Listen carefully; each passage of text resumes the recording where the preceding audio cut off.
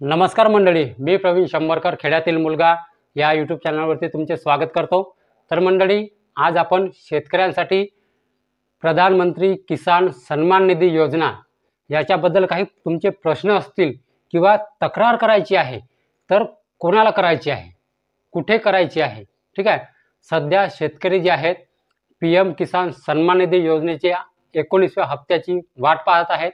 तर तो 19वा जो हप्ता आहे तो केव्हा मिळणार, तर तो मिळणार आहे 24 फेब्रुवारी पासून, ठीक आहे।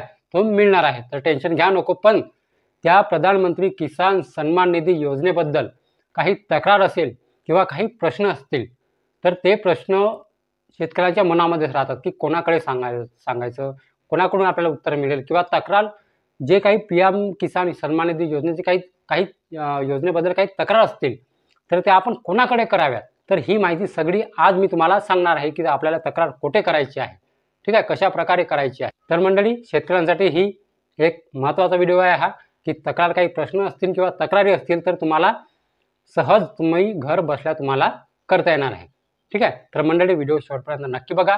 आणि व्हिडिओ सुरू करण्याच्या अगोदर जर तुम्ही माझ्या चॅनलवरती पहिल्यांदा आला असाल तर चॅनलला सबस्क्राईब करून शेजारचे जे बेल आयकॉन आहे त्याच्यावरती प्रेस करायला विसरू नका। तर चला मंडळी, आपला वेळ न वाया घालवता आपण व्हिडिओला सुरुवात करूया।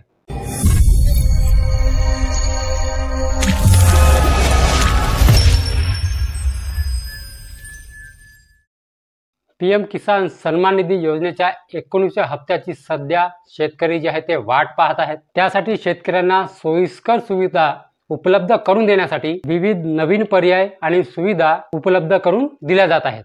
शेतकऱ्यांना तक्रारीसाठी नोडल ऑफिसरचा एक सिंगल पॉइंट क्रमांक दिला जातो। शेतकरी राज्य आणि जिल्हा स्तरावरून हा जो संपर्क क्रमांक आहे तो प्राप्त करू शकतो। तर तुम्हाला संपर्क जे यादी आहे, तुम्हाला कुठे तक्रार करायची आहे ते संपर्क यादी कशी पाहावी, तर बघा, तुम्ही आधी PM किसानच्या अधिकृत वेबसाईटवर जा। तिचे लिंक आहे मी डिस्क्रिप्शन बॉक्समध्ये देणार आहे। pmkisan.gov.in ही वेबसाईट आहे, त्याच्यावरती जा। तिथे गेल्यानंतर पेजच्या खाली search your point of contact या पर्यायावर तुम्हाला क्लिक करायचं आहे। तिथे क्लिक केल्यानंतर तुम्हाला दोन पर्याय दिसतील, एक राज्यस्तरीय आणि दुसरा आहे जिल्हास्तरीय नोडल ऑफिसर।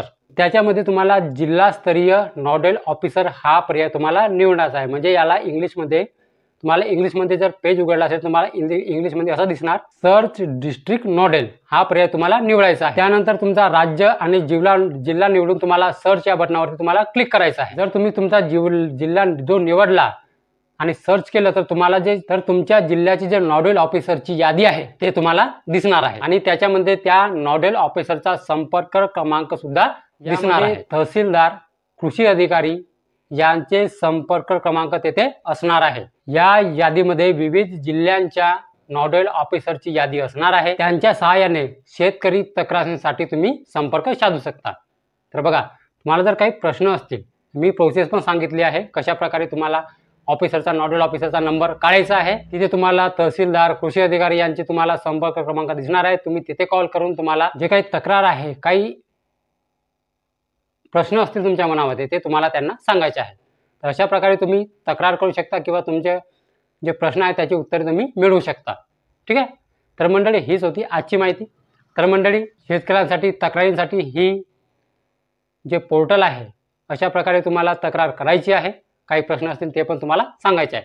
तर मंडळी, हीच होती आजची माहिती। तर मंडळी, माहिती समजली असेल आणि व्हिडिओ जर आवडला असेल तर व्हिडिओला एक लाईक करून माझ्या चॅनलला सबस्क्राईब करायला विसरू नका। तर चला मंडळी, अशीच नवीन माहिती आणि योजनाबद्दल माहिती घेऊन भेटूया आपण उद्याला। नमस्कार।